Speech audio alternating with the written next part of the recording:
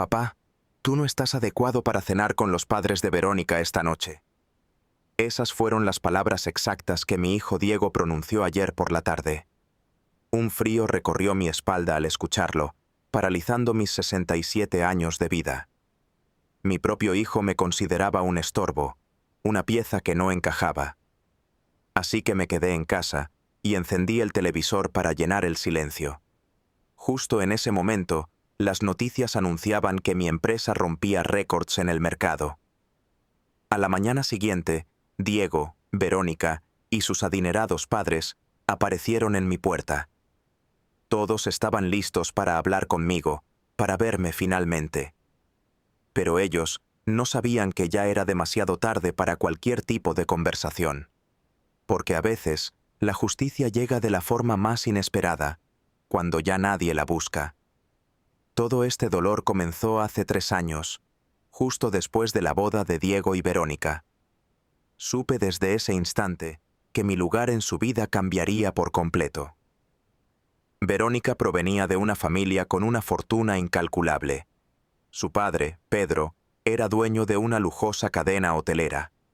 Su madre, Isabela, acumulaba joyas como si fueran trofeos de caza. Ambos llevaban la arrogancia del dinero heredado como un perfume caro. Recuerdo la primera vez que los vi, el día de la boda. Isabela me ofreció una mano cubierta por un guante de seda. Su tacto era frío, como si me hiciera un favor inmerecido. El padre de Verónica, Pedro, ni siquiera giró el cuerpo para saludarme. Apenas inclinó la cabeza, con la mirada perdida en algún punto sobre mi hombro.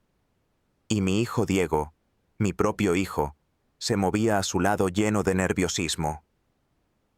Mi padre es un hombre sencillo, le oí decir a su nueva familia. Lo dijo casi en un susurro, como si confesara una enfermedad vergonzosa. Pero yo no siempre fui el hombre invisible que ellos veían. Hace 40 años, cuando mi esposa Rosalía vivía, todo era radicalmente diferente. Ella siempre supo ver en mí algo que los demás ignoraban por completo. Su fe en mí era la luz que me guiaba a través de la oscuridad.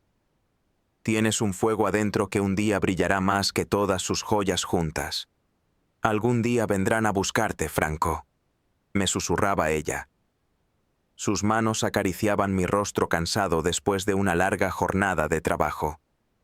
Rosalía murió hace ya 10 años, dejándome un vacío imposible de llenar. Pero cada una de sus palabras sobrevivió en mi corazón como una profecía.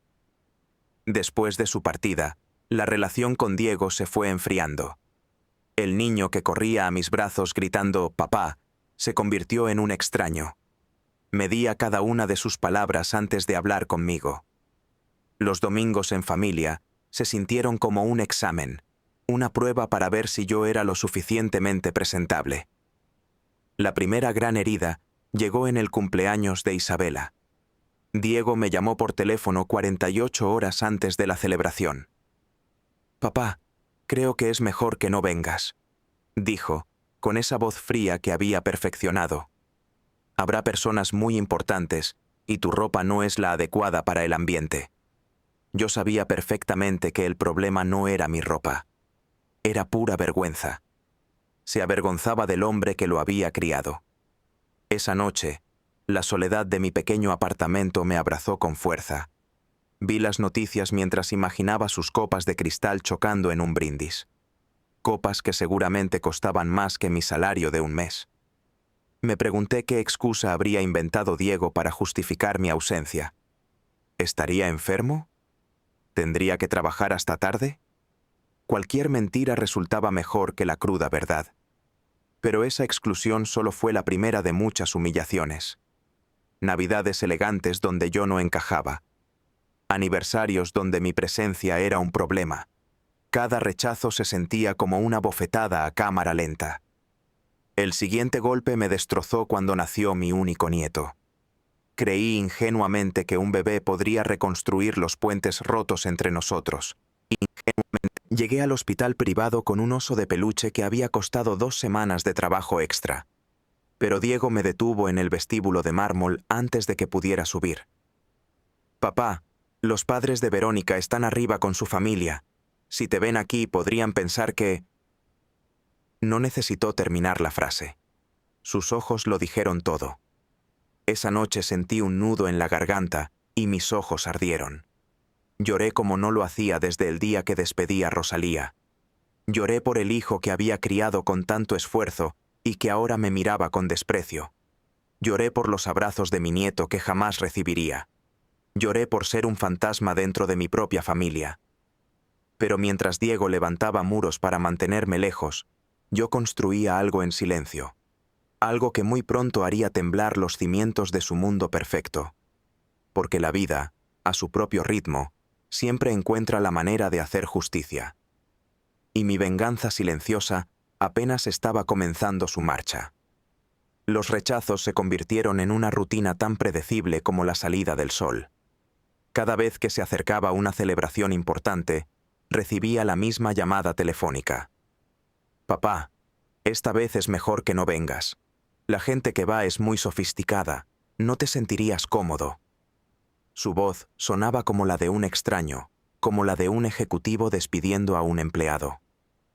Lo que más me dolía no eran sus palabras, sino la facilidad con la que las pronunciaba. Era como si rechazar a su padre se hubiera vuelto algo completamente natural para él. Mi mente viajó 40 años en el tiempo, a una casita humilde en las afueras de la ciudad. Una casa que Rosalía llenaba con su risa y que era nuestro pequeño reino. Recuerdo a Diego corriendo por los pasillos, gritando mi nombre para mostrar sus dibujos. En ellos siempre aparecíamos los tres juntos, tomados de la mano bajo un sol amarillo. «Franco, nuestro hijo llegará lejos en la vida», me decía Rosalía mientras cocinaba. «Pero nunca debe olvidar de dónde viene, cuáles son sus raíces». Ella acariciaba la cabeza de Diego, quien hacía sus deberes en la mesa de madera. Una mesa que yo mismo construí con mis manos. «Prométeme que siempre le recordarás que la familia vale más que todo el oro del mundo». Qué equivocada estabas, mi querida Rosalía.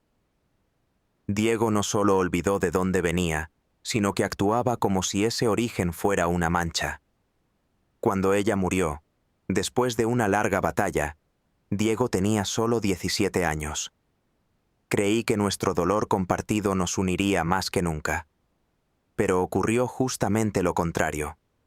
La muerte de su madre lo cambió por completo. De repente, se obsesionó con el dinero, con el estatus, con escapar de la pobreza. Empezó a sentir vergüenza de nuestra casa, de mi trabajo como técnico, de mi ropa sencilla. «Papá, los padres de mis amigos son doctores y abogados. ¿Por qué tú no puedes ser como ellos?», me preguntaba con esa crueldad de la adolescencia.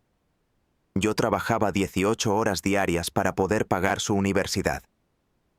Mis manos se llenaron de cicatrices, reparando electrodomésticos, pero cada centavo era para su futuro. El día de su graduación, yo lloraba de orgullo entre la multitud. Él, sin embargo, apenas me dirigió una mirada fugaz desde el escenario. Sus nuevos amigos lo habían convencido de que tener un padre obrero era una deshonra. El día que conoció a Verónica, supe que todo iba a empeorar. Ella llegó a nuestra casa en un auto que valía más que mis ahorros de 5 años. Miró nuestros muebles humildes con un gesto de desprecio mal disimulado. Me habló con ese tono condescendiente que usan los ricos para parecer amables. Su mirada me atravesaba, dejándome claro que yo no pertenecía a su mundo. «¿Qué casa tan pintoresca, señor Franco?», me dijo mientras se secaba discretamente las manos después de saludarme. Diego estaba completamente cautivado por ella, como si no existiera nadie más en la habitación. Por primera vez en años lo vi sonreír con una alegría que le nacía desde el alma. Pero esa sonrisa ya no era para mí. Era para ella, para su mundo brillante, para todo lo que yo nunca podría ofrecerle. «Papá», me dijo esa misma noche, mucho después de que Verónica se fuera, «tengo que pedirte algo muy importante». Su voz sonaba extrañamente seria, casi ensayada. «Cuando Verónica vuelva a venir, Por favor, no mencionen en qué trabajas. Dile que eres un consultor o algo parecido. Aquellas palabras se clavaron en mi pecho con la frialdad del acero. Mi propio hijo me pedía que ocultara mi trabajo honesto, las mismas manos que lo habían alimentado. Pero lo hice por amor, para no perderlo por completo. Acepté ser un extraño en mi propia casa. La situación empeoró cuando Diego consiguió un empleo en una firma de inversiones. Sus nuevos colegas provenían de familias adineradas y él se esforzaba desesperadamente por encajar. Nuestras cenas de domingo se convirtieron en reuniones quincenales, luego mensuales. Al final, simplemente desaparecieron del calendario. Cuando me invitaba a algún lugar, siempre había condiciones. Papá, por favor ponte tu mejor camisa. Papá, intenta no hablar mucho. Papá, si alguien pregunta, solo di que eres un empresario retirado. Cada petición era un pequeño pedazo de mí que moría. El golpe definitivo llegó cuando anunció su compromiso con Verónica. La familia de ella organizó una cena formal para conocer al otro lado de la familia. Diego me llamó 3 días antes, usando ese tono de voz que yo ya reconocía demasiado bien. Papá, he estado pensando, comenzó, con una pausa calculada. Creo que será mejor que no vengas. Un silencio pesado llenó la línea telefónica. Los padres de Verónica son muy estrictos con el protocolo, y tú no conoces esas reglas sociales. Pero Diego, logré decir con la voz rota, soy tu padre. ¿Cómo puedo faltar a algo tan importante? Su respuesta fue una bofetada con guante de hierro. Papá, tienes que entender que existen niveles sociales distintos. Ellos simplemente no van a comprender tu situación. Será más fácil para todos si no estás. Esa noche me hundí en el viejo sillón donde Rosalía y yo veíamos películas. Tomé su fotografía y le hablé como si aún pudiera escucharme entre suspiros. Rosalía, mi amor, nuestro hijo se está volviendo alguien que no reconocerías. Se avergüenza de mí, de nosotros, de todo lo que una vez fuimos. Las lágrimas nublaron sus ojos sonrientes en el retrato, pero juraría que escuché su voz en un susurro dentro de mi cabeza. Franco, la verdad siempre encuentra su camino. Solo ten paciencia. No asistí a aquella cena. Diego se casó con Verónica en una ceremonia que costó más de $100.000. Allí fui presentado como Franco, un empresario retirado que prefería mantener un perfil bajo. Bailé una pieza con la novia por puro protocolo, sintiéndome un actor en una obra que no entendía. Después de la boda, la distancia entre nosotros se hizo un abismo. Diego y Verónica se mudaron a una mansión en el barrio más exclusivo de la ciudad. Mis visitas se redujeron a esporádicas llamadas telefónicas. Él me actualizaba sobre su vida como si yo fuera un conocido lejano. Todo bien por acá, papá. Verónica está embarazada. Los negocios van excelente. Hablamos pronto. Pero yo guardaba un secreto que Diego desconocía por completo. Mientras él construía su nueva vida sobre cimientos de mentiras, yo había comenzado algo fundamental. Mientras él perfeccionaba el arte de avergonzarse de mí, yo cultivaba un plan que nadie podía imaginar. 3 años antes de su boda, un viejo amigo llamado Jairo apareció con una propuesta que sonaba a locura. Franco, me dijo, sentado en mi humilde cocina con una taza de café. Tengo una idea que te va a parecer un disparate, pero escúchame hasta el final. ¿Qué pasaría si en lugar de reparar aparatos viejos, empezamos a comprarlos rotos? Lo miré y solté una carcajada. Jairo siempre fue el soñador del barrio, el que creía poder hacerse rico vendiendo helados en invierno. Pero algo en su mirada esa tarde me obligó a prestarle atención. Pero no me estás entendiendo, Franco. No hablo de 5 o 10 aparatos, insistió, inclinándose sobre la mesa. Hablo de un volumen industrial. Compramos los lotes, reparamos en masa y vendemos todo con garantía. Es un negocio que nadie está haciendo bien en esta ciudad. Le dije que lo pensaría, solo para que se fuera tranquilo. Pero esa noche, acostado en la cama que se sentía demasiado grande para mí solo, no pude sacarme la idea de la cabeza. Rosalía siempre decía que yo tenía manos de oro, que podía arreglar cualquier cosa que estuviera rota, excepto la relación con mi hijo, pensé con amargura. Una semana después, levanté el teléfono y llamé a Jairo. «Hagámoslo», le dije, con la voz firme. «Pero vamos a empezar con poco. No tengo mucho dinero para apostar». Mentí. Tenía los ahorros de toda una vida en el banco, pero Diego me había enseñado a ser desconfiado. Si mi propia sangre me daba la espalda, ¿por qué habría de confiar ciegamente en alguien más? Empezamos con $500 cada uno, una cifra casi simbólica. Compramos nuestro primer lote de televisores dañados en una subasta del gobierno. Eran 20 aparatos que parecían chatarra inservible. Trabajamos sin descanso en el garaje de mi casa, el mismo donde Diego jugaba de niño. 18 de los 20 televisores volvieron a la vida bajo nuestras manos expertas. Los vendimos a pequeñas tiendas de electrodomésticos con una ganancia del 200%. En menos de un mes, habíamos triplicado la inversión inicial. Jairo saltaba de alegría, pero yo me mantuve serio.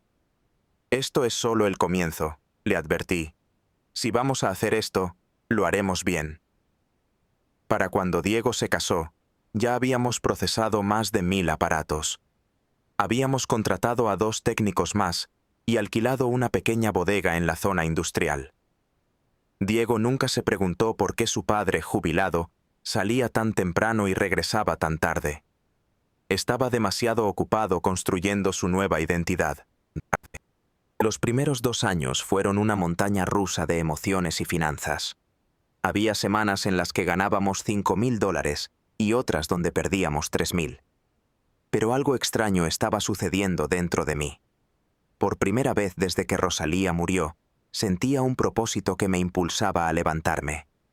No era solo el dinero. Era la emoción de construir algo con mis propias manos. «Franco», me dijo Jairo una tarde, revisando los números del mes. «Creo que encontraste tu verdadera vocación. Nunca fuiste un simple técnico. Eras un empresario y no lo sabías». Sus palabras resonaron con algo que Rosalía siempre me decía con una sonrisa. «Los grandes ríos empiezan como arroyos pequeños», me aseguraba. «Tu momento va a llegar, ya verás». Mi momento parecía llegar justo cuando Diego me empujaba más lejos de su vida. El día que nació mi nieto, yo estaba en la bodega con las manos cubiertas de grasa. Reparaba un lote de lavadoras industriales que compramos a un hotel en quiebra. Diego me llamó para decirme que no podía subir a conocer al bebé. Había gente muy importante de visita. Esa noche, después de la humillación del hospital, tomé una decisión. «Jairo», le dije al día siguiente, sin rodeos, «quiero expandir el negocio. Quiero dejar de ser un taller pequeño y convertirnos en algo realmente grande». Él me miró con una clara preocupación en sus ojos. «Franco, estamos bien así. ¿Para qué arriesgarlo todo ahora?» Pero yo ya no pensaba en solo estar bien. Yo pensaba en demostrar algo. Invertí hasta el último centavo de mis ahorros personales en el negocio. $50,000 que había guardado toda mi vida para una emergencia. Aquella era mi emergencia. Compramos un terreno más grande, contratamos 10 empleados más y empezamos a hacer algo que nadie más estaba haciendo. Nuestra especialidad no era solo reparar electrodomésticos comunes. Buscamos y adquirimos maquinaria industrial de fábricas en quiebra. Nuestra gran oportunidad llegó apenas 6 meses más tarde. Una empresa textil había cerrado y estaba liquidando todo su equipo. Eran máquinas millonarias que vendían como simple chatarra. Pagué $30,000 por el lote completo. Jairo creyó que había perdido completamente el juicio. «Franco, esto es una locura», me dijo, con la preocupación dibujada en el rostro. «Estas máquinas son demasiado complejas para nosotros». Pero Jairo ignoraba un detalle crucial sobre mí. Mientras otros dormían, Yo pasaba las noches estudiando sin descanso. Absorbía cursos en línea, manuales técnicos y tutoriales complejos. Mi mente, a mis 60 años, devoraba cada nuevo conocimiento. Me acerqué a una de las enormes máquinas y le puse una mano encima. Toda máquina tiene una lógica, Jairo, le aseguré con calma. Solo necesitamos encontrar la manera de entender su lenguaje. Fueron 3 meses de trabajo intenso y noches en vela. Al final, conseguí reparar 8 de las 10 máquinas textiles. Logramos venderlas a una fábrica en expansión por $200.000. Esa única transacción superaba lo que Diego ganaba en 2 años. Pero mi hijo no sospechaba absolutamente nada. Las humillaciones continuaban. Diego se encargaba de marginarme de cada evento familiar importante. Siempre encontraba una excusa para que yo no viera a mi propio nieto. Me trataba como una vergüenza que debía esconderse de los demás. Cada desplante suyo era más leña para el fuego que ardía en mi pecho. Algún día vendrán a buscarme, me repetía en silencio. Será demasiado tarde. El negocio no dejó de expandirse a una velocidad vertiginosa. Compramos equipamiento de hospitales abandonados y maquinaria pesada de construcción.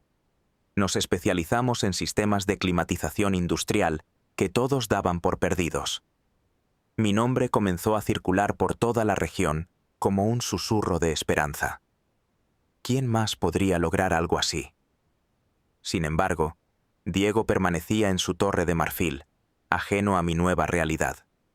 Para él, yo seguía siendo el técnico jubilado con una pensión miserable. Cuando me veía llegar en mi vieja camioneta, no notaba las nuevas manchas de grasa. Tampoco se preguntaba por qué mis manos olían a aceite industrial. Nunca cuestionó las llamadas que recibía a horas extrañas. La humillación definitiva llegó hace exactamente una semana. Diego me llamó por el segundo cumpleaños de mi nieto. Por un instante, el corazón me dio un vuelco de esperanza. Creí que por fin me estaba incluyendo en algo importante. Pero sus siguientes palabras me estrellaron brutalmente contra el suelo. «Papá, puedes venir», dijo con un tono condescendiente. «Pero estará toda la familia de Verónica. Por favor, quédate en un rincón y no hables mucho. No menciones tu trabajo delante de Pedro, él es muy sensible con esos temas». Asistí a esa fiesta sintiéndome como un extraño en mi propia sangre. Observé a mi nieto desde la distancia, rodeado de juguetes carísimos. Isabela y su esposo Pedro me dedicaron una sonrisa forzada. Era la misma mueca que le ofrecían al personal de servicio. Diego me presentó como su padre jubilado, un hombre de vida tranquila. Pero ninguno de ellos sabía la verdad. Mientras celebran con champán costoso, mi teléfono vibraba con mensajes. Eran 3 corporaciones multinacionales que deseaban comprar mi compañía. Ellos no tenían idea de que el técnico despreciado construía un imperio que pronto haría temblar los cimientos de su mundo perfecto. La semana posterior a esa fiesta fue la más intensa de mi vida. 3 gigantes internacionales habían puesto sus ojos en mi empresa. La primera era Tecnoglobal, una corporación alemana con facturación multimillonaria. Su representante, un hombre llamado Klaus Müller, llegó en un Mercedes negro. «Señor Franco», dijo mientras inspeccionaba con rigor nuestro taller, «su reputación ha llegado hasta nuestras oficinas en Berlín. Lo que ha logrado aquí es simplemente extraordinario. Queremos hacerle una propuesta muy seria». Klaus conocía cada detalle de mis operaciones financieras. Sabía cuánto dinero habíamos ganado y cuál era nuestro margen de beneficio. La segunda oferta la trajo una corporación japonesa llamada Industrial Max. Su representante era Akiko Tanaka, una mujer de elegancia impecable. Llegó con una carpeta llena de proyecciones que me dejaron sin aliento. «Señor Franco, nuestros analistas proyectan un gran futuro para su empresa. Creemos que podemos llevarla a facturar 50 millones anuales. Queremos ser sus socios en ese crecimiento exponencial». La tercera propuesta vino de American Tech Solutions, de Estados Unidos. Su director ejecutivo, Robert Harrison voló desde Nueva York solo para conocerme.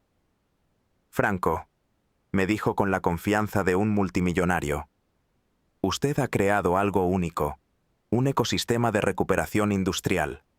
Eso vale una fortuna. Mientras yo negociaba con los titanes del mundo empresarial, mi hijo me ignoraba. La ironía de la situación era casi poética. Diego me apartaba de su vida por considerarme socialmente inferior. Mientras tanto, los hombres más poderosos del planeta competían por mi atención. ¿Cómo podía vivir en una ceguera tan profunda? Jairo no salía de su asombro. Franco, esto es increíble, murmuró una tarde, mirando las propuestas. Hace 5 años éramos 2 viejos reparando televisores.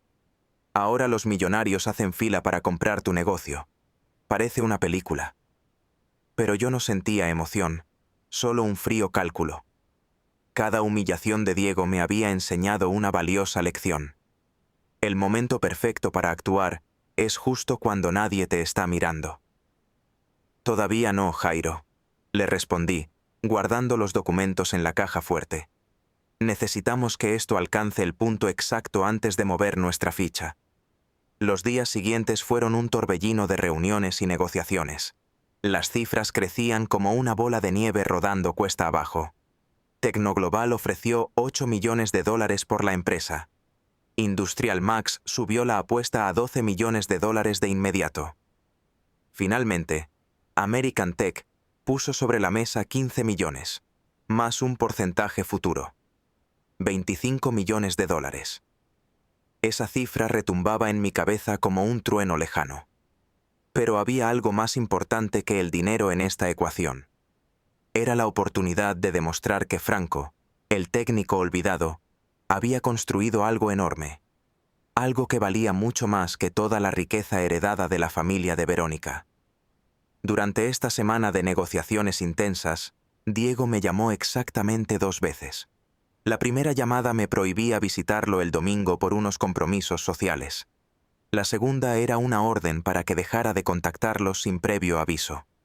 Cada palabra se sentía como un golpe seco en el rostro, un eco de desprecio. Mientras tanto, multimillonarios de todo el mundo me trataban como a un igual. A veces sentía que mi vida se partía en 2 realidades opuestas. En una de ellas, yo era el padre invisible, una vergüenza para mi propia familia. En la otra, era el visionario que había levantado un imperio de la nada. El momento decisivo llegó finalmente el jueves de esa misma semana. Contraté a un abogado corporativo para revisar las propuestas con lupa. Al final, me incliné por la oferta de American Tech por una razón poderosa. Robert Harrison me prometió algo más valioso que el dinero: una exposición mediática sin precedentes. Cuando anunciemos la adquisición, serás noticia en cada canal financiero, me dijo en nuestra última junta. Tu historia va a inspirar a millones. Era justo lo que yo estaba buscando. Sellamos el acuerdo el viernes por la mañana con nuestras firmas. $25 millones más regalías por un sueño que nació con $1000. Un sueño que construí en el garaje de mi casa, con mis propias manos. Robert Harrison no perdió el tiempo y programó una conferencia para el lunes. El titular del comunicado ya estaba escrito y me erizó la piel. Esa misma tarde, mientras celebraba con Jairo en la oficina, sonó mi teléfono. La pantalla mostraba el nombre que llevaba 3 años esperando. Era Diego, usando ese tono distante que reservaba para los anuncios importantes. Papá, te llamo para invitarte a cenar el domingo. Vienen los padres de Verónica, así que ponte algo elegante, por favor. Una carcajada amarga luchaba por salir de mi garganta. Tantos años de humillaciones, de sentirme como un estorbo para mi propia sangre. Y ahora, justo ahora, me extendían una invitación a su mundo. ¿Qué había cambiado tan de repente? Jairo me miró, sorprendido por la serenidad que se apoderó de mi voz. ¿Sabes qué, Diego? No creo que sea adecuado para esa cena. Será mejor que me quede en casa. Un silencio pesado se instaló al otro lado de la línea. Podía imaginar su rostro, su desconcierto ante una negativa inesperada. Por primera vez en años, su padre no obedecía. Era mi turno. Pero papá, su voz sonaba tensa, casi irreconocible. Es importante para nosotros. Verónica quiere que conozcas mejor a su familia. Una mentira tan evidente que me provocó una punzada de ira fría. Era la misma voz que me había cerrado las puertas durante tanto tiempo. Sabía que ahora necesitaba algo, aunque aún no entendía exactamente el qué. Diego, respondí, y la firmeza en mi voz me sorprendió incluso a mí. Llevas años diciéndome que no encajo en tu mundo. ¿Por qué habría de encajar ahora? El silencio del otro lado era tan profundo que creí que se había colgado. Finalmente, su voz rota regresó, casi como un susurro suplicante. Papá, por favor, las cosas son diferentes. Nosotros somos diferentes. Ven a cenar. Es importante. Pero mi decisión ya estaba tomada, sólida como una roca. La mejor venganza es un plato que se sirve frío, en silencio. No, Diego. Me quedo en casa a ver la televisión. Y con esa simple frase, colgué el teléfono sin esperar respuesta. Lo que mi hijo no sabía era que esa noche cambiaría todo entre nosotros. El lunes por la mañana, mi nombre estaría en todos los noticieros del país. Para entonces, sería demasiado tarde para sus falsas disculpas y sus invitaciones. El domingo amaneció con una calma extraña, la quietud que precede a la tormenta. Me levanté a la misma hora de siempre, pero el aire se sentía distinto. Una corriente de justicia acumulada parecía recorrer el mundo entero. Era el día que lo cambiaría todo. Llené de café la vieja taza que Rosalía me regaló hace tantos años. La inscripción, casi borrada, aún decía, «Para el mejor papá del mundo». Sorbí el líquido amargo mientras los recuerdos me inundaron sin piedad. Tantas mañanas solitarias en esa misma cocina, soñando con el respeto. Cerca de las 3 de la tarde, el teléfono volvió a sonar. Era Diego de nuevo, pero su voz ahora sonaba distinta, quebrada por la ansiedad.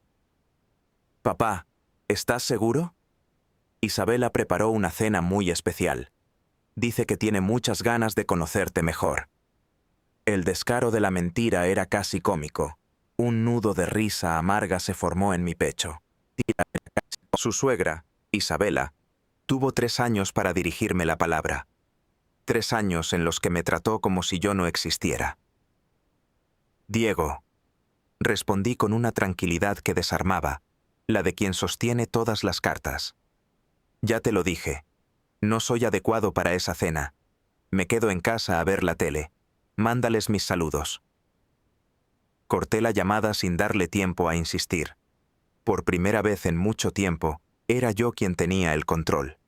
El control era mío. Me hundí en mi viejo sillón, el mismo que compartió tantas películas con Rosalía.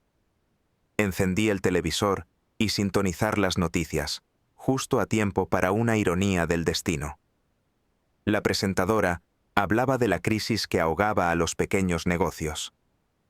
«Pero mañana les contaremos la historia de un hombre que desafió todo pronóstico», anunció con una sonrisa. Un avance con mi rostro llenó la pantalla, y no pude evitar sonreír. Mañana, Isabela y Pedro verían en las noticias a ese técnico al que despreciaban.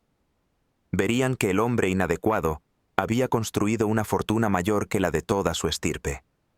Pero el universo aún guardaba una carta bajo la manga para mí. Cerca de las 6 de la tarde, mi teléfono volvió a vibrar con insistencia. Justo a la hora en que ellos debían estar sentándose a la mesa.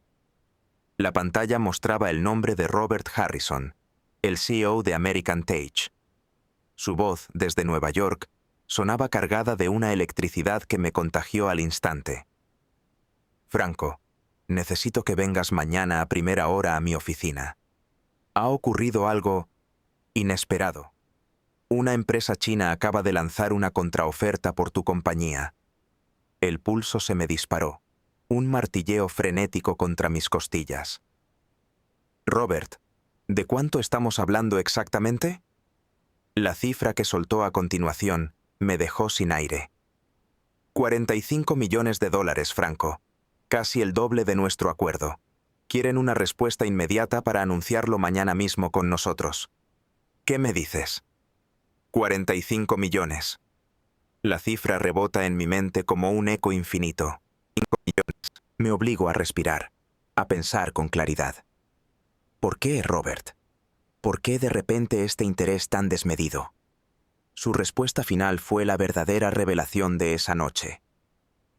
Franco, no has construido solo una empresa de reparaciones. Has creado un modelo de negocio revolucionario sin siquiera saberlo. Y parece que los chinos se han dado cuenta antes que nadie. Esa noche no pude dormir. No eran los nervios lo que me mantenía despierto, sino una corriente eléctrica que recorría mi cuerpo. El dolor de tantos años estaba por fin a punto de dar su fruto más dulce y espectacular. Hasta las 3 de la madrugada hice cálculos, repasé escenarios y planifiqué cada detalle de lo que venía. El lunes amaneció con esa claridad nítida de los días que marcan la historia. Me duché y me puse mi mejor traje, que seguía pareciendo modesto junto a la ropa de Diego. Pero ahora sentía que vestía una armadura invisible, forjada con paciencia y humillación. Conduje hacia las oficinas de American Tech para la cita que lo cambiaría absolutamente todo. ¿Estaba listo para lo que se venía? La negociación se extendió durante 4 largas horas. Los socios chinos habían enviado una delegación completa desde su país. La dirigía un hombre llamado Li Wei, de español impecable, que conocía mi compañía con un detalle que me sorprendió. «Señor Franco», dijo Li Wei mientras hojeaba los contratos, «usted ha construido justo lo que el mercado asiático demanda. Este modelo puede valer $1.000 millones en 5 años». Al final, la decisión no tuvo misterio. No solo me ofrecían 45 millones de inmediato, me mantenían como director general con un salario de 2 millones al año. Y me aseguraban el 30% de las ganancias futuras. Robert Harrison, un caballero, me dio la mano con respeto y organizó la conferencia de prensa más grande de su carrera. A las 2 de la tarde, las cámaras me apuntaban. Mi firma selló el contrato más importante de mi vida. Franco Morales, anunció la voz del presentador, de 67 años, se une al club de los multimillonarios. La información detonó como una bomba en los medios de comunicación. Mi teléfono vibró sin descanso con llamadas de periodistas de 5 países distintos. En minutos, la historia del técnico vuelto millonario se hizo viral. Los titulares hablaban de una venganza silenciosa y un imperio inesperado. Pero el golpe maestro llegó con el anuncio del canal más importante del país. Un especial de 1 hora dedicado por completo a mi vida. «Esta noche a las 8», dijo la locutora con voz solemne. «La increíble historia de Franco Morales, el hombre que probó que el éxito no tiene edad ni apellido». Conducía de vuelta a casa con la mente en blanco. En mi bolsillo pesaba un cheque por 45 millones. En mi maletín, los contratos que aseguraban mi futuro para siempre. Fue entonces cuando pensé en Rosalía. Saqué la pequeña fotografía que siempre llevaba en la billetera. «Mi amor», susurré rozando su imagen con el pulgar. «Llegó el día que siempre viste venir». El pequeño arroyo finalmente se ha convertido en un océano. Llegué a mi hogar pasadas las 5 de la tarde. El teléfono seguía sonando con insistencia, con números internacionales desconocidos. Decidí apagarlo sin dudarlo. Necesitaba disfrutar esta calma antes de que la tormenta llegara al mundo de Diego. Me serví la cena más sencilla que uno pueda imaginar. Era la misma comida que me había acompañado durante años de soledad. Pero esa noche, el arroz y el pollo tenían un sabor distinto. Sabían la justicia. Sabían la victoria. A las 8 en punto, la televisión se encendió. Me acomodé en mi viejo sillón, listo para el espectáculo que yo mismo había orquestado. El especial inició con una frase que se clavó en mi memoria para siempre. Esta es la historia de un hombre que construyó un imperio mientras su propia familia lo creía invisible. En ese instante supe que, en algún lugar de la ciudad, Diego acababa de levantar la vista del teléfono. Las imágenes de mi empresa llenaron la pantalla, mostrando el alcance de mi trabajo. Mis propios empleados hablaban de mí con un respeto que me conmovió profundamente. Mientras tanto, yo solo podía pensar en Diego, imaginándolo con la boca abierta, petrificado frente a su televisor. La venganza perfecta no necesita una sola palabra. Solo requiere una verdad paciente, revelada en el momento justo. El programa duró 58 minutos exactos. Cada segundo era un golpe suave pero firme contra años de desprecio silencioso. Los periodistas habían investigado mi vida con una precisión asombrosa. Mostraron fotos de mi taller inicial y testimonios de mis primeros clientes, que me recordaban con cariño. Pero el golpe de gracia llegó con las cifras. 45 millones de dólares superan las ganancias de la familia de Isabela en 3 generaciones. Podía visualizar a Diego, con la mandíbula tensa, sin poder creerlo. El hombre que despreciaba era ahora una de las personas más ricas de la región. La ironía era perfecta. El periodista terminó mirando directamente a la cámara. Franco Morales nos enseña que el valor no está en un apellido heredado, dijo con seriedad, sino en la capacidad de crear algo de la nada. Esta noche, el mundo conoció al hombre que su propia familia se negó a ver. Apagué el televisor y el silencio llenó la casa. Por primera vez en una década, no sentí soledad en él. Era la paz que sigue a una larga y silenciosa batalla. Mi teléfono permaneció apagado toda la noche, pero yo sabía perfectamente quién llamaría al amanecer, y sabía exactamente qué iban a decir. La primera llamada entró a las 6:15 de la mañana del martes. Era Diego. Su voz estaba rota, temblorosa, un tono que no le escuchaba desde el funeral de su madre. «Papá», dijo, intentando ocultar el temblor en su voz. «Acabamos de ver las noticias. ¿Es verdad todo eso?» Su incredulidad era tan palpable que casi sentí lástima por él. Casi. «Sí, Diego», respondí con una calma que me costó años construir. «Es verdad. He pasado los últimos 5 años levantando esa empresa mientras tú me mantienes lejos por considerarse inadecuado». El silencio al otro lado de la línea fue absoluto. Solo se oía su respiración agitada y superficial. «Papá, nosotros nunca supimos». Su tartamudeo era el de un niño atrapado en una mentira evidente. «¿Por qué nunca nos contaste nada?» Su pregunta me arrancó una risa seca, completamente desprovista de alegría. «¿Cuándo, Diego?», repliqué, dejando que cada palabra cayera con peso. «¿Entre una fiesta a la que no fui invitado y otra? ¿Mientras esperabas que me fuera de tu casa para no avergonzarte? ¿Cuándo se supone que debía hablarte si nunca tenías tiempo para tu padre?» La segunda llamada llegó media hora después. Era Verónica, forzando un tono casual que no engañaba a nadie. Su voz delataba la urgencia de quien sabe que ha cometido un error fatal. «Suegro», dijo con una dulzura empalagosa que jamás había usado. «Qué increíble noticia su éxito. Mis padres quieren invitarlo a almorzar hoy para celebrar». Tomé aire y di la estocada final. «Dile a tus padres que agradezco el gesto», respondí con una cortesía helada. «Pero no me siento adecuado para ese tipo de celebraciones. Creo que será mejor que me quede en mi casa». Usé exactamente las mismas palabras que Diego había usado conmigo durante años. Un sabor amargo se instaló en mi boca. La tercera llamada interrumpió el silencio del apartamento. Era Isabela, la mujer que me había ignorado por 3 años completos. Su voz ahora sonaba untuosa, con una calidez fingida. Era el tono de quien necesita un favor con urgencia.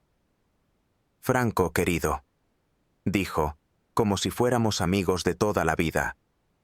Pedro y yo estamos organizando una cena muy especial para ti. Queremos presentarte a nuestros amigos empresarios, gente muy importante. Estamos tan orgullosos de tenerte en la familia. Isabela. Mi voz salió firme, con una calma que me heló la sangre. Durante 3 años tuvieron la oportunidad de conocerme. Eligieron ignorarme por completo. Mi valor no cambió de la noche a la mañana. Solo cambió la percepción que ustedes tienen de él. Y eso dice todo sobre ustedes, no sobre mí.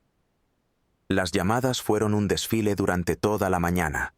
Primero Pedro, con sus balbuceos y disculpas ensayadas. Luego Diego llamó de nuevo, con Verónica en el altavoz. Ambos fingían una naturalidad que resultaba incómoda. Me decían que siempre supieron que yo era especial. Cada llamada era más humillante que la anterior. A las 2 de la tarde necesité aire. Salí a almorzar a un restaurante del centro.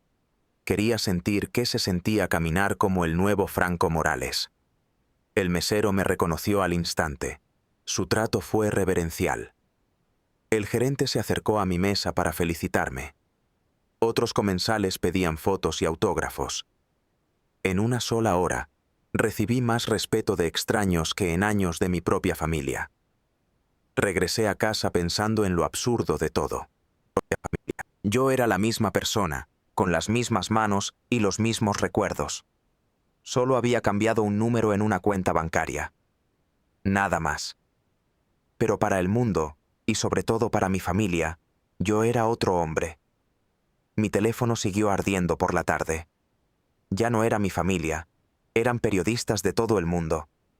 Llegaban ofertas de inversión y propuestas de negocios. Me llovían invitaciones a conferencias que antes ni soñaba. De pronto, el mundo empresarial me abría sus puertas de par en par. Mientras tanto, mi familia seguía tocando la puerta que ellos mismos me habían cerrado. A las 5 en punto, Diego apareció sin avisar. Lo vi desde la ventana, acercándose con pasos nerviosos. Su traje costaba una fortuna, pero él parecía más pequeño que nunca. El timbre sonó 3 veces antes de que decidiera abrirle. Cuando lo hice, me encontré con un hombre que parecía haber envejecido 10 años. Tenía los ojos rojos y las manos le temblaban sin control. «Papá». Su voz fue un susurro, una súplica. «Necesitamos hablar». Diego se quedó inmóvil en el umbral, como un vendedor a punto de ser rechazado. Su mirada recorría el suelo, las plantas, cualquier cosa menos mi cara. Era la primera vez que lo veía vulnerable, despojado de esa arrogancia que había usado como armadura. «Pasa», dije, sin rastro de emoción. No fue una invitación, fue una simple cortesía. Caminó hacia la sala con la cautela de quien pisa terreno minado. Se sentó en el borde del sofá, con el cuerpo tenso, esperando el golpe. «Papá», comenzó con voz temblorosa. «Yo no sabía. Jamás lo imaginé. ¿Cómo pudiste tener una empresa así y nunca decirnos nada?» Su pregunta cargaba una indignación casi infantil. Me senté en mi sillón, el mismo desde donde había visto mi vida cambiar. Lo miré con la extraña calma que me invadía. «Diego, construí esa empresa mientras tú me decías que no encajaba en tu mundo. ¿En qué momento exacto se suponía que debía contártelo?» Sus manos se retorcía, jugueteando con el anillo de bodas. Buscaba un amuleto que no podía ayudarlo. «Pero papá, si hubiéramos sabido que tenías dinero, que eras un empresario exitoso, todo sería diferente».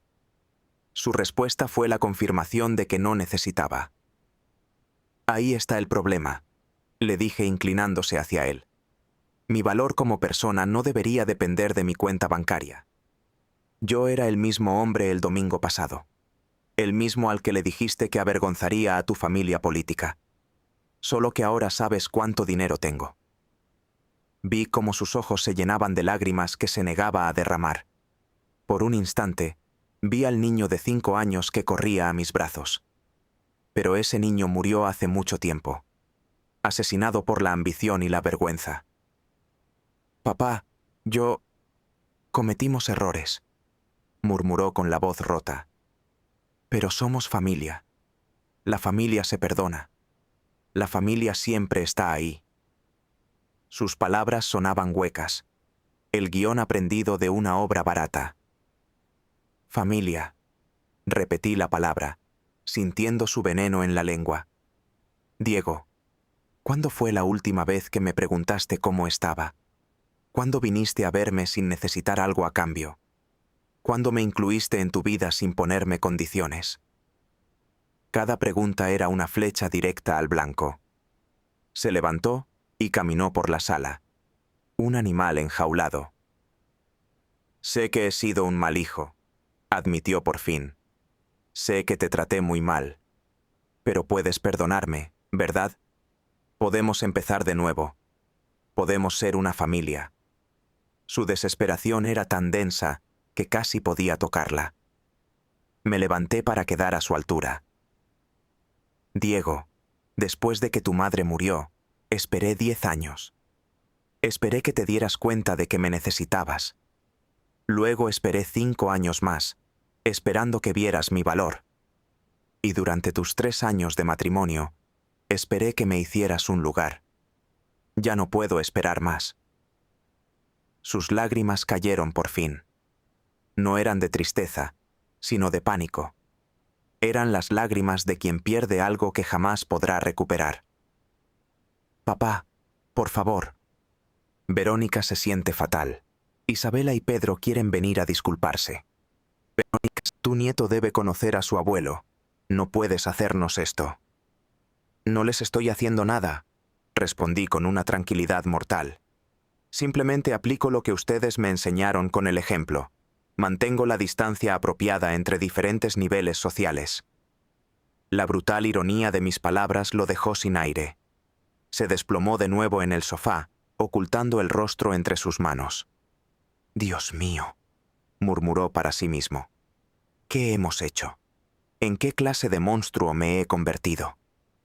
Por primera vez en esa conversación, sentí una punzada de compasión por él.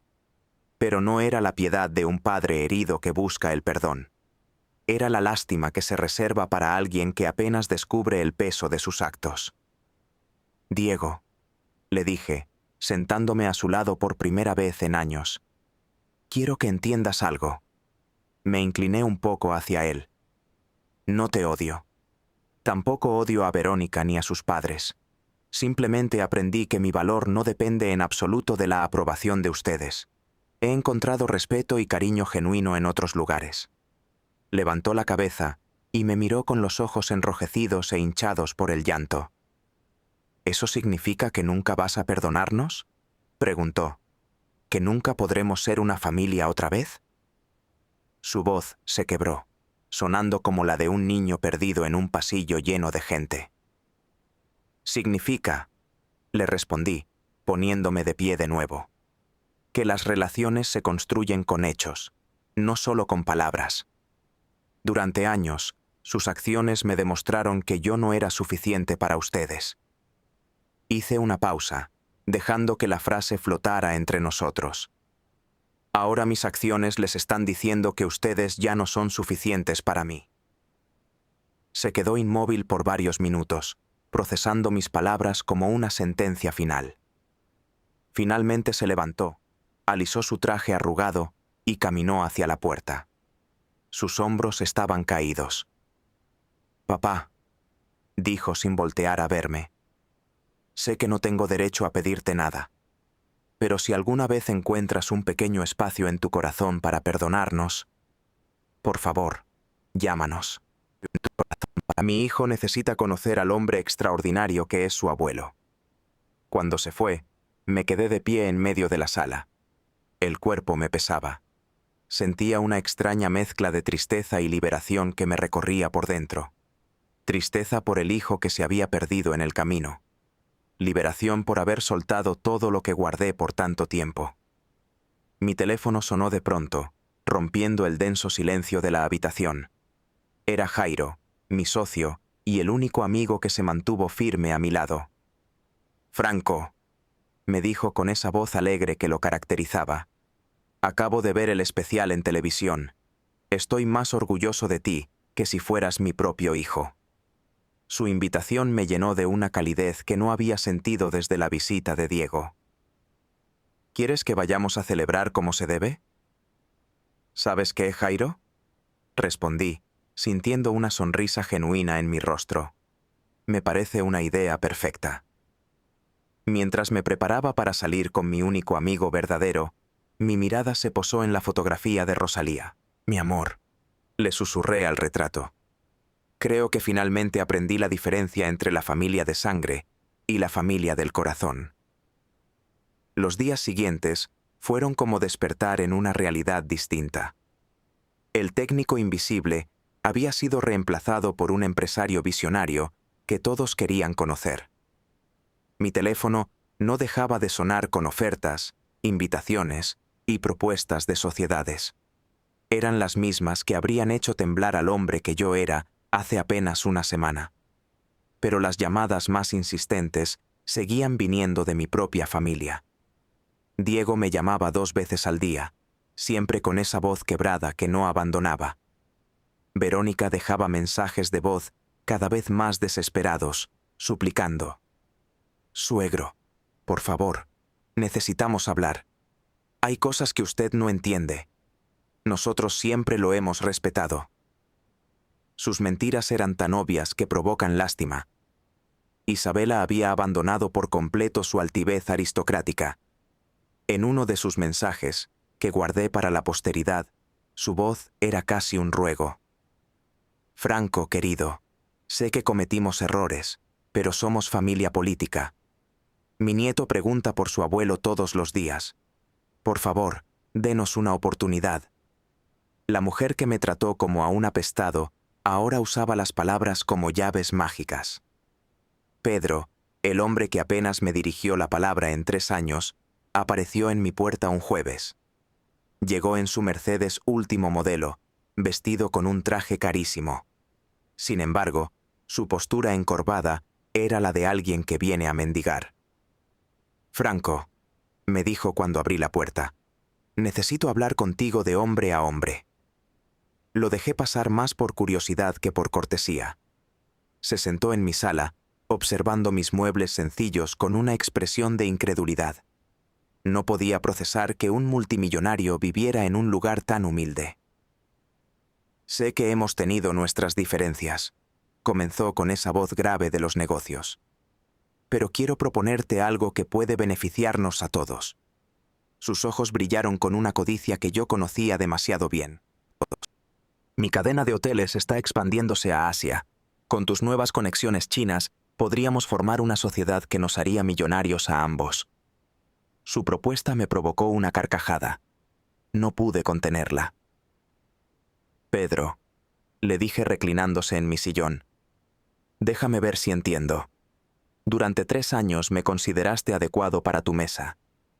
Pero ahora, de repente, quieres que seamos socios comerciales». Me incliné hacia adelante. «¿Qué cambió exactamente?». Su rostro se enrojeció, pero mantuvo esa sonrisa falsa de los negociadores acorralados. «Franco, los negocios son los negocios. Las diferencias personales no tienen que afectar las oportunidades mutuas». Era increíble. Hablaba de diferencias personales como si fueran discusiones sobre el clima. «Pedro», le respondí con una calma helada, «mi respuesta es la misma que tú me habrías dado hace una semana. No estoy interesado en hacer negocios con gente que considero inadecuada para mi nivel». Se fue con la dignidad hecha pedazos, pero no sin antes lanzar un último argumento. «Franco, piensa en tu nieto, piensa en la familia». Era fascinante cómo todos habían descubierto la importancia de la familia de un día para otro.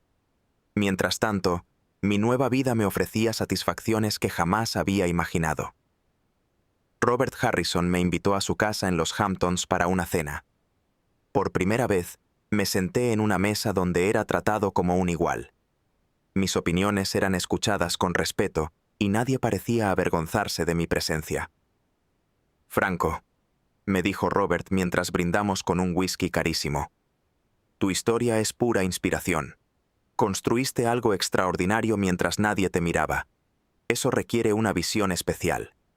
Sus palabras me inflaron el pecho con un orgullo que no sentía desde que Rosalía me decía que era especial. La delegación china también me invitó a Beijing para conocer sus instalaciones personalmente. Li Wei, el empresario que lideró la adquisición, me recibió como a un héroe. Li Wei, el señor Franco, me dijo mientras recorremos su enorme fábrica. Usted representa lo que admiramos: humildad, trabajo duro y visión a largo plazo. Queremos aprender de usted. En China fui tratado como una celebridad. Periodistas, empresarios y estudiantes universitarios querían conocer al hombre que construyó un imperio. Daba conferencias en auditorios llenos, con miles de personas atentas a cada palabra. Por primera vez, yo era el centro de atención por las razones correctas.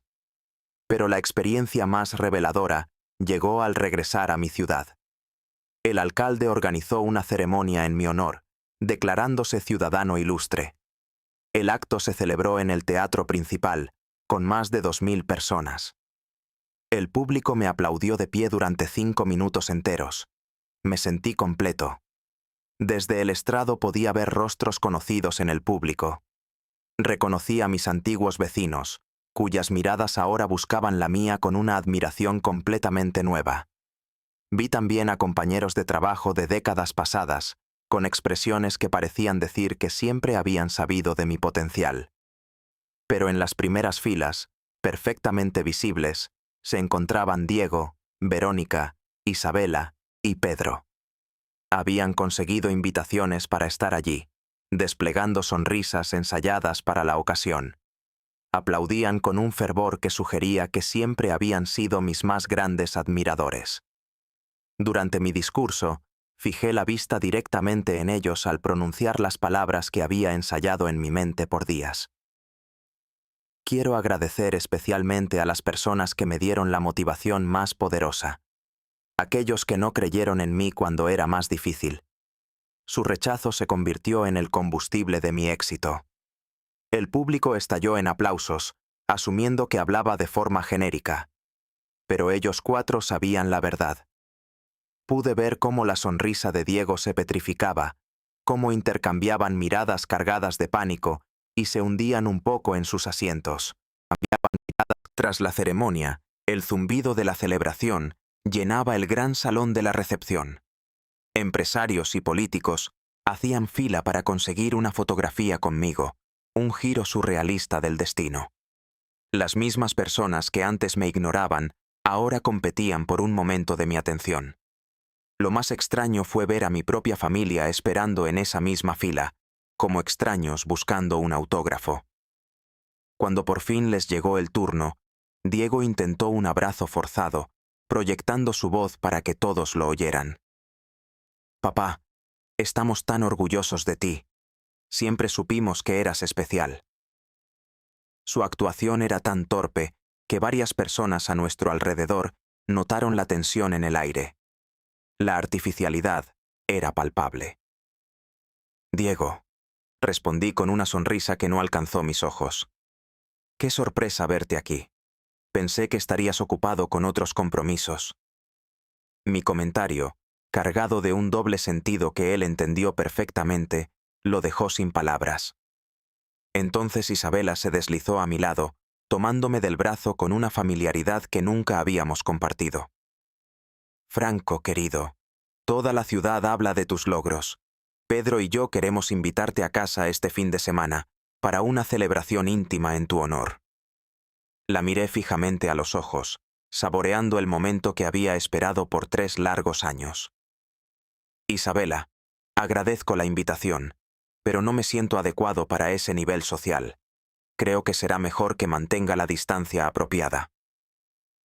Usé sus propias palabras, las mismas que ella había empleado para excluirse. Su rostro se descompuso por un instante antes de que su máscara de compostura volviera a su lugar. «Franco, Sabes que siempre has sido bienvenido en nuestra familia. Era asombrosa su capacidad para reescribir la historia a su conveniencia. Pedro, le dije, mi voz tranquila con el peso de la certeza. Mi memoria funciona perfectamente. Recuerdo con exactitud cuán bienvenido era antes de ser multimillonario. Justo en ese momento, un periodista se acercó para solicitar una entrevista exclusiva.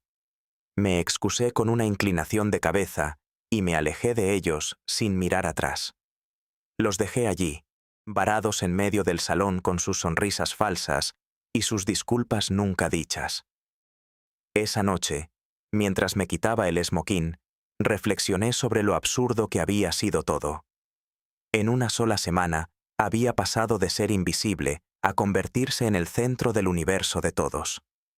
Las mismas personas que me habían despreciado ahora buscaban desesperadamente mi aprobación. Mi propia familia, que me había juzgado como inadecuada, ahora rogaba por ser considerada digna de mí. La justicia había llegado de una forma perfecta, sin un solo grito, solo con la verdad ineludible de mi valor. Habían transcurrido 6 meses desde la noche que lo cambió todo para siempre. 6 meses en los que Franco Morales dejó de ser una sombra para convertirse en el autor de su propia historia. Los 45 millones de dólares en el banco eran solo números fríos. El cambio real era mucho más profundo y valioso. Mi propia percepción de quién era yo.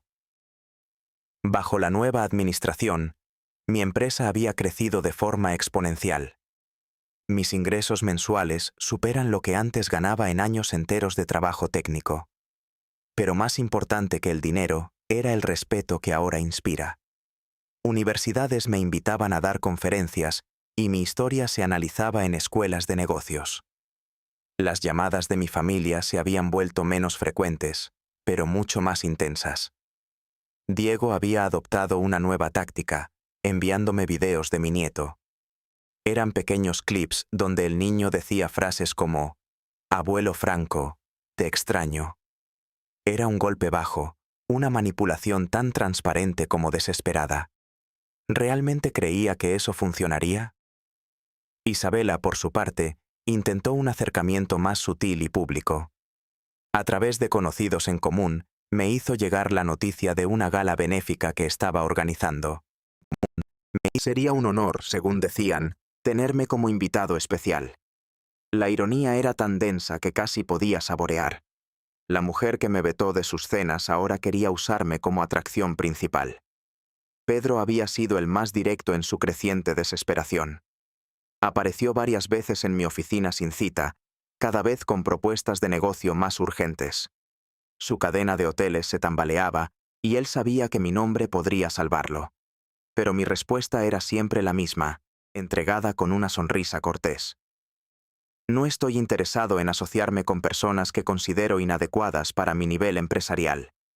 Mientras tanto, yo había construido una nueva familia, una que había elegido yo mismo. Jairo se había convertido en el hermano que nunca tuve, el confidente de mis triunfos y mis dudas. Mis empleados más leales eran tratados con el cariño que reservará para mis propios hijos. Mis nuevos socios internacionales valoraban mi sabiduría tanto como mi cuenta bancaria.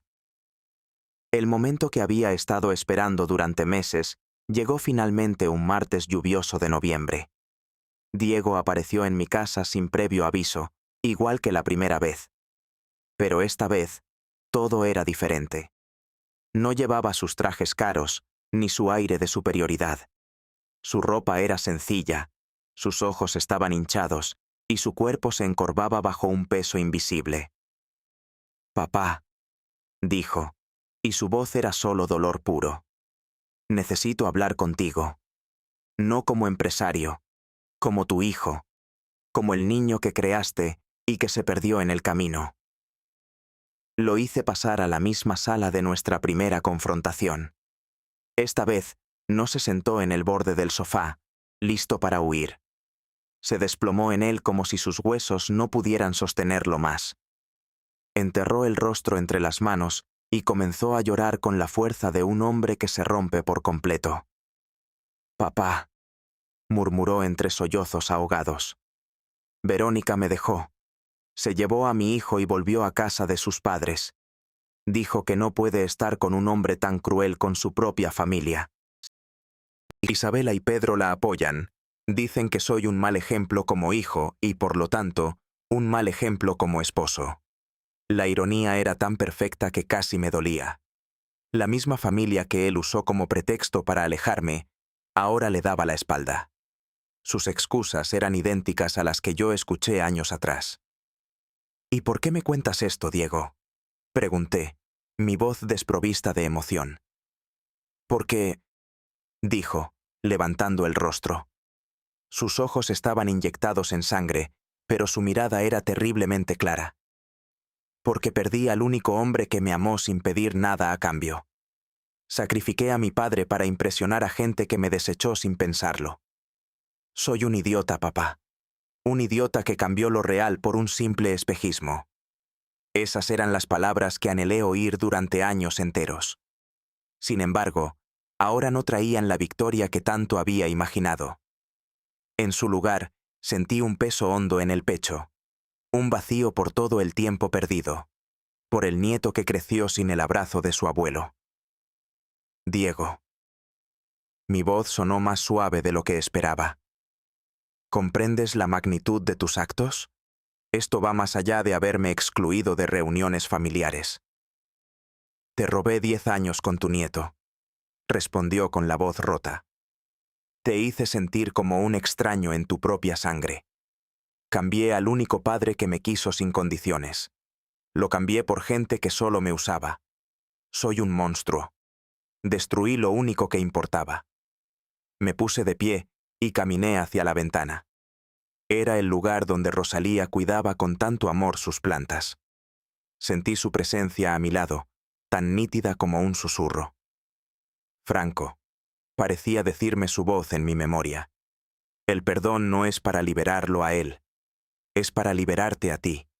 Solo así podrás sanar por completo. Diego, dije sin darle la cara, con la vista fija en el exterior. Durante 6 meses saboreé una venganza perfecta. Vi suplicar a quienes antes me despreciaron. Disfruté el poder de devolverles su propio rechazo. Pero en todo este tiempo, he aprendido algo. ¿Qué cosa, papá? Su voz se encogió, sonando como la de un niño a punto de confesar una travesura. Aprendí que la venganza no puede llenar el vacío de un afecto perdido. Descubrí que ser millonario sin familia es vivir solo en la casa más grande. Y entendí que mi nieto crece sin las historias de su abuelo. Me giré para enfrentarlo. En sus ojos vi la esperanza frágil de un condenado ante una mínima posibilidad de clemencia. Pero he aprendido algo más. Algo mucho más importante. El perdón no se trata de olvidar lo que pasó. Se trata de construir algo nuevo sobre las ruinas. Diego se levantó del sofá, con el cuerpo tenso.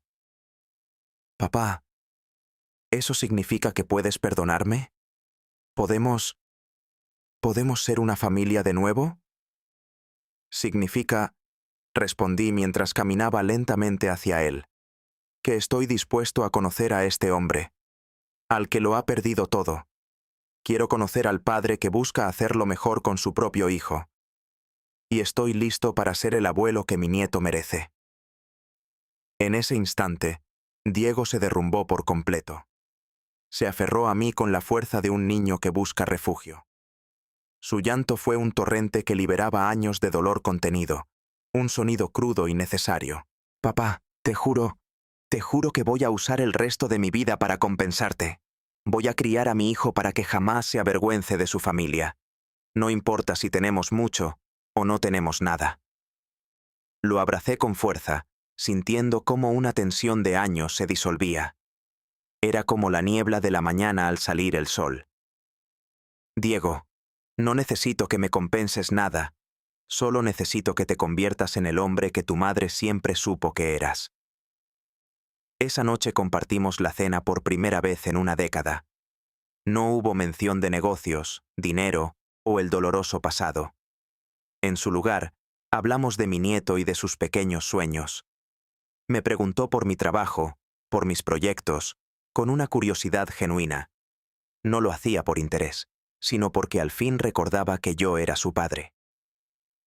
3 semanas más tarde, finalmente conocí a mi nieto.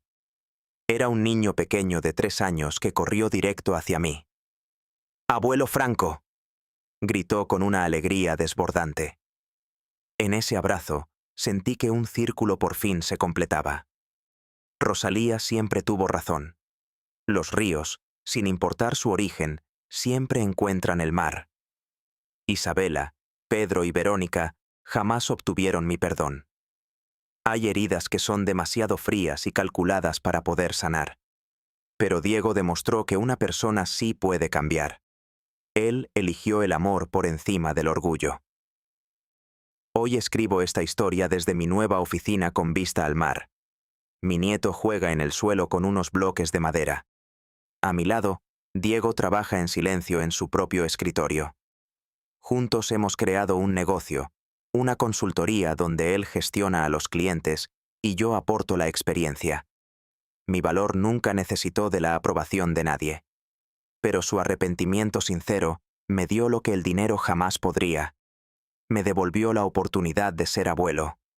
La venganza fue perfecta, sí, pero el perdón fue infinitamente superior. Al final, yo no necesitaba demostrarle nada a nadie. Siempre fui suficiente.